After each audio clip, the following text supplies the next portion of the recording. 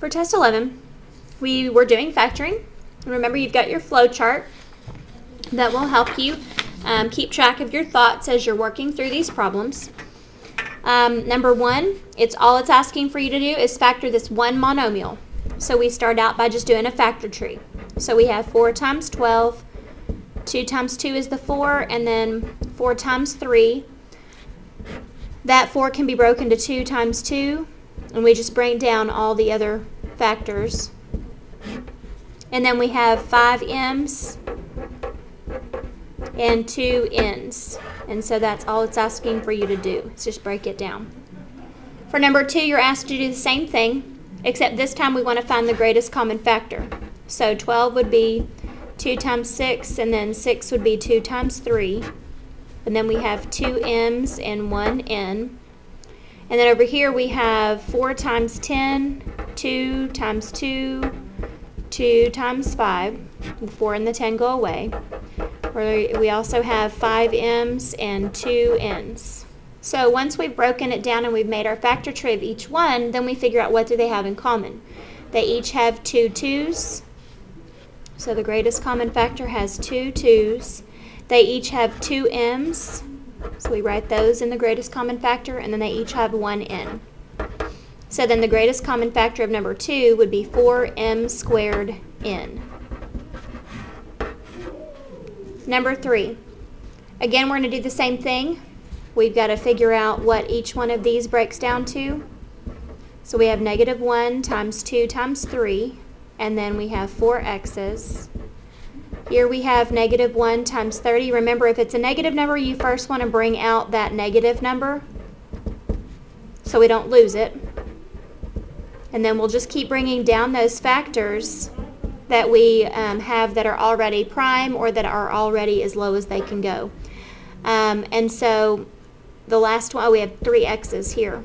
The last one we have is -1 times 72. The 72 can break down to 9 times 8. The 9 can be 3 times 3. We still bring down the -1. And then 8 can be 2 times 4. And then we can break it down a little bit further. Bring down your 2, bring down your 3, bring down your 3, bring down your 1. And each one of these are what 72 multiplies 2. And then we have 2 x's. So now you look at all of them and you try to find the greatest common factor. So each one of them has a -1. Each one of them has a 2. So then with our greatest common factor, we have a -1 and a 2. They each have a 3. They each have 2 x's. So the greatest common factor on this one is -6x squared. But that's not all you have to do. Now you have to take that -6x squared and figure out what it multiplies to. Now remember, since there are 3 terms, there are going to be 3 terms inside the parentheses. And you say -6x squared times what gives you -6x to the 4th? Well, that would be x squared. -6x squared times what gives you -30x? That would be positive 5x. Then -6x squared times what would give you -72x squared? That would be plus 12. Now what you could do is on the inside of this, since on your flow chart it says when you're done, if there are 3 terms, then you can do rooftop. I'm just going to tell you now that this one will not work with rooftop, so this would be your final answer. All right, number 4. The first step in our flow chart says to do the greatest common factor. And so each one of these has an x that we can pull out. X times what gives us x squared? That would be x. X times what gives us -9x? That would be -9. And what's inside the parentheses cannot go any further because this is not the difference of squares. If it was, then this would have to have an x squared right here, and it doesn't. So this is as low as it can go. As we look at number 5, again, you look for a greatest common factor, and there is not one. So now you do rooftop because it says how many terms. When it goes to how many terms and we have 3, then that means we would do rooftop. And so this would be -30x squared and positive 1x.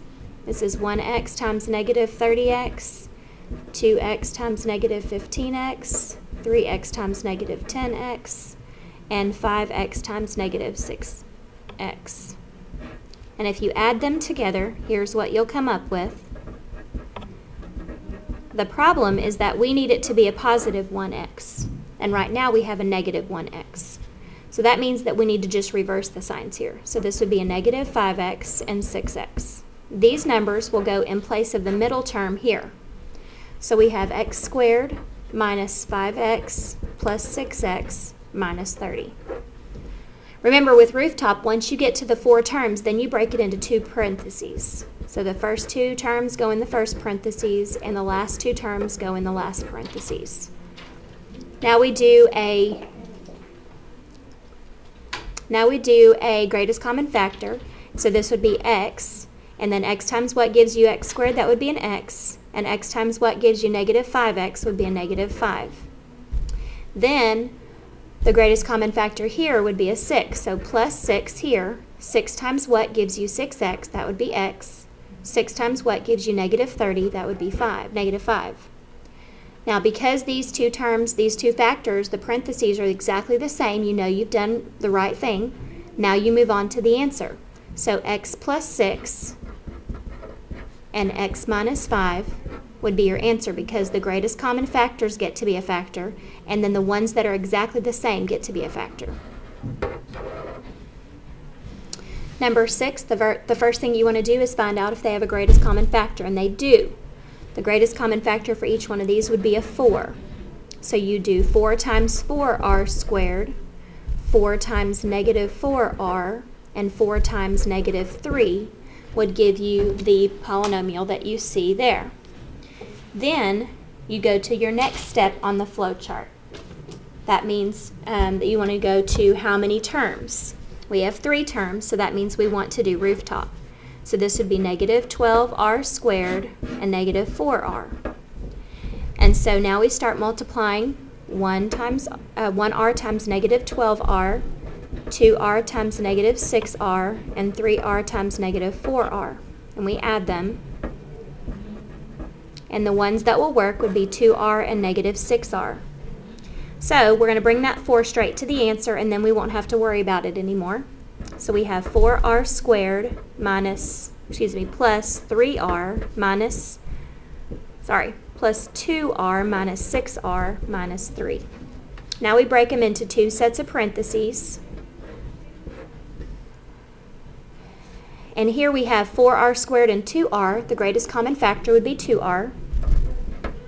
So 2r times 2r would give me 4r squared. 2r times 1 would give me 2r.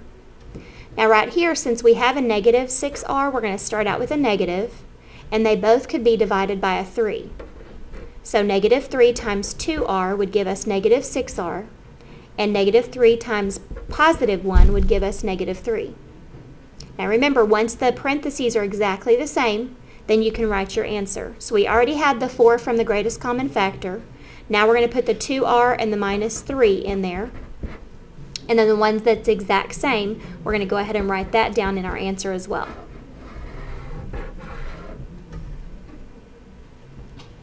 Number 7, again, we want to start out by looking to see if there's a greatest common factor, and there is not.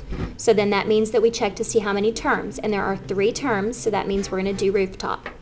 So we have 48x squared to multiply to and negative 16x to add to.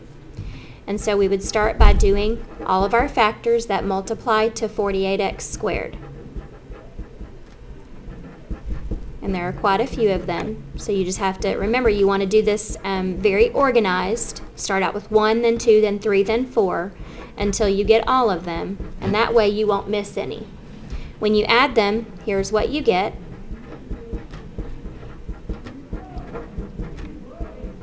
But we need it to be a negative 16. The only one that's close would be this one. So we would have negative 4x and negative 12x that we'll put into our middle term here. So we have x squared minus 4x minus 12x plus 48.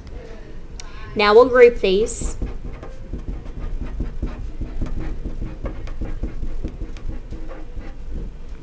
And then we'll take out our greatest common factor. The x would be x minus 4 on the inside. And then this is a negative, so we do negative 12. and x minus 4 here. Now that our parentheses are the same, then we can say that this is x minus 12 and x minus 4. The rest of the video will come later.